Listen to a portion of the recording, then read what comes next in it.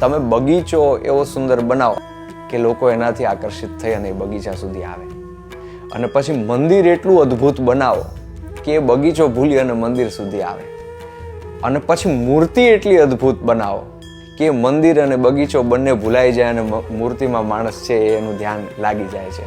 I am in US from past 3-4 days. I visited a lot of places in New York and New Jersey, but as soon as I entered the temple Akshardham in US, if it makes you feel that you are at home, that is the most beautiful thing that you can feel over here. Obviously this place, this land is amazing.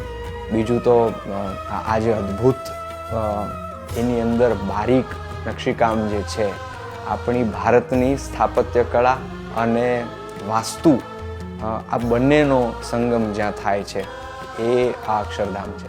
12,000થી વધુ ભાવિક ભક્તોના, હરિભક્તોના તપસ્યા, એ એમના તપનું આ પરિણામ આપણે જોઈએ છે.